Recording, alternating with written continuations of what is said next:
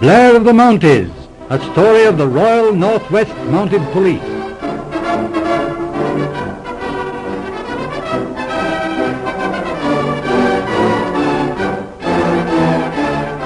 We present the 11th episode in the dramatic series Blair of the Mounties, being the second part of the Cherry Hill mystery. Our story finds Inspector Blair on long leave in England. Through his relationship with Colonel Markham, Chief of the County Police, Blair is called in to assist in the solution of a strange murder mystery. Two men in succession have met their death by a strange weapon, which puzzles the local police. As our story opens, we find Blair, Colonel Markham, and Superintendent Coulter discussing the problem. You ain't a kidding, are you, Inspector? No, I wouldn't do that, Coulter. But I believe I have the answer to this riddle, and if I'm right, it's a very simple answer. Simple? I don't see how it could be simple, Jimmy. Let's look at the facts. Two men have been killed. First, old Dr. Slade, who seemed to have been killed by a rifle bullet fired by young Arthur Slade. Seemed to have been killed by a bullet? I tell you, there's no doubt about it. But there is a doubt about it. The experts in London don't think that was an ordinary bullet wound. I don't care what they think. We found the bullet. It had been through the man's body. It fitted the rifle that young Slade was holding when Jarvis found him. They can't get away from that. I wouldn't be too sure. Well, of course, if the firearms experts raise an objection and get young Slade off on a technicality, I shall be only too pleased. He's a decent sort, and as long as it doesn't affect our reputation in the county police, there's no harm done. But it will affect your reputation, and Coulter's especially, as I think you'll see if you'll just let me finish stating these facts. All right, carry on then. You arrest young Slade for murder. He's tried, convicted, and sentenced to hang next week. Then the Home Secretary's office digs into the evidence. They get the big experts on the job. The experts say the hole through Dr. Slade's body was not made by a bullet fired from a rifle. But that's silly. We found the bullet. The markings on it showed that it had been fired from young Slade's rifle. The servants heard the shot. They found young Slade with the rifle in his hand. It had just been fired. Nobody on earth can upset that case. I think they can. Well, of course, I'll admit there's one other possibility. This man Jarvis, who was in the next room to young Slade, might have done it. That's what young Slade claimed himself. But Jarvis had an alibi. I believe Jarvis did fire that shot. I believe he was in the plot to pin the crime on young Slade. But I don't think that shot killed Dr. Slade. Lord bless me so. You mean there was two men in it? Yes, I believe they were trying to remove both young Slade and his father. There's a big fortune there, remember. And you believe this theory they have in London that Dr. Slade was killed by some other weapon than a rifle? I certainly do. Against all the proved evidence we have? Yes. That's ridiculous. I don't know, sir. Out of the way Inspector Blair found that Hamilton murderer, I'm a-putting me money on him, I am. Well, that's funny. On that Hamilton case, you were dead against Blair. Now you're all for him. Of course I am. I got a lot of faith in Inspector Blair. Well, I still don't see how they can upset our case. What about that second murder? It happened at Cherry Hill, too. The young policeman Burridge had the same kind of wound as was found in Dr. Slade's body, only it didn't go right through, just went into the heart, and there was no bullet in the body. Yes, that is rather puzzling. But if you prove that Dr. Slade was not killed by a shot fired from a rifle, that lets Jarvis out. I don't know about that, Marco, but it lets young Slade out, and that's all to the good. Yes, that's true. But what we're dealing with is this special inquiry. When the Scotland Yard people start, they move fast. They're sending Kerrigan down by the noon train. I don't want him to steal the show. I tell you, Colonel Marcus, sir, that's just what he'll do if he gets half a chance. I knows Barney Kerrigan. Oh, well, let's start from something. I'm interested in this man Jarvis. If he really fired that shot, it could only be to fix the murder on an innocent person, this boy Slade, who is heir to the Slade fortune. But what about that there bullet? Oh, just forget the bullet for a minute. Isn't it possible that both these men could have been killed by some silent missile or weapon driven with tremendous force? But what is this mysterious Never weapon? mind for the present. Let's invent something to fit the facts. Imagine a steel shaft or dart, pointed at one end and perfectly smooth. Let us say it's about a foot in length. Well, that's a weird idea, but go on. Well, take the first case of Dr. Slade's death.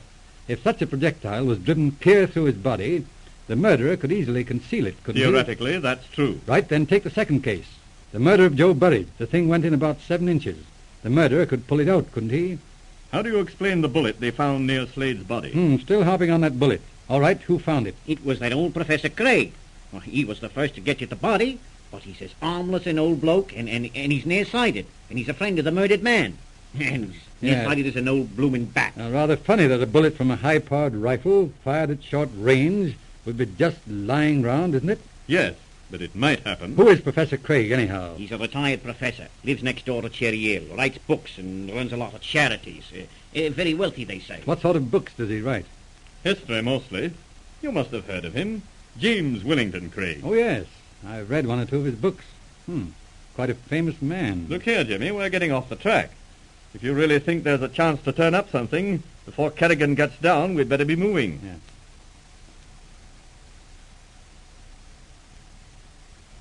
Here we are, Inspector. That's Cherry Hill. And this here's the gate that leads to Professor Craig's house. Yes, I see. Let's take a look round. Hello, who's this? It's the old professor, out for a walk, apparently. All right, better have a talk to him. Ah, good afternoon, gentlemen.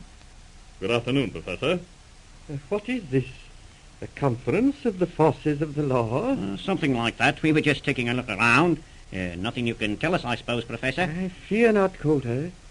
My first information came from the servants this morning. Shake hands with Inspector Blair here. He's going to give us a hand with this here case. Ah, good afternoon, Inspector. I've heard of your work. Very happy to meet you. Quite refreshing to find a man of intelligence in the police service. Oh, I mean, that was a nasty one, I must say. Perhaps, Professor Craig, you'd permit me to ask you a few questions. Certainly, my dear sir. Good, then I'll walk along with you. You'll excuse us, Marco? Of course, go ahead. Coulter and I will have a look at the place where they found poor Burridge. It's just a few yards from the fence here, sir. All right, see you later. Yes, you have a beautiful place here, Professor. Beautiful indeed, sir. And yet a great deal of the charm has gone since the death of my dear friend, Dr. Slade. Yes. I understand you are an intimate friend of Dr. Slade. Yes, that is so. Also that you and he were interested together in certain charitable movements. That is correct. Recently my life has been devoted largely to the help of my less fortunate brethren. My friend Slade became interested in the work some years ago. Yes, very fine ideal, Professor. I feel so, yes, I feel so. Being myself a man of means, I have thought it my duty to do something for others. I was just wondering, Professor, aren't you the Professor Craig who wrote the book on ancient armor and weapons? Yes, that was my book. Very fascinating study, Inspector. Yes, I enjoyed the book immensely. Perhaps, Professor Craig, you can explain a technical point for me. With pleasure.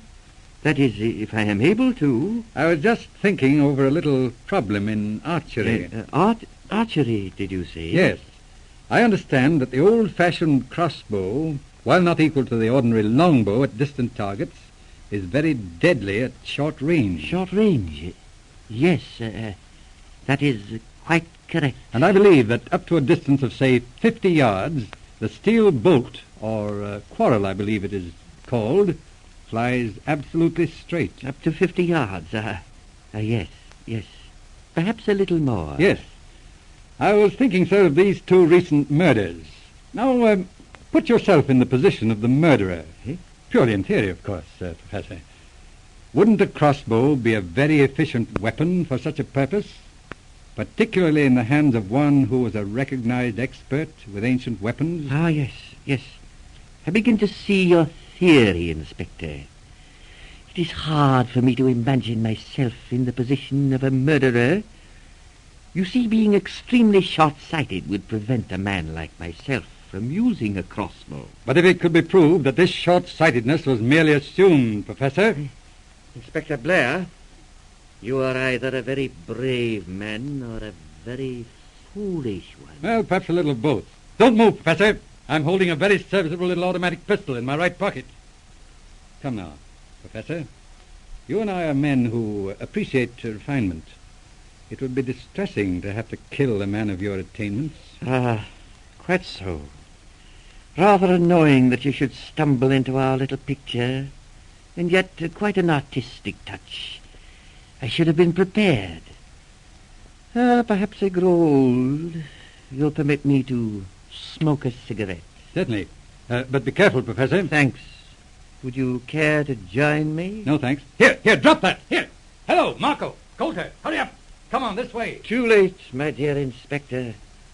I, too, carry a little safeguard. A very effective poison.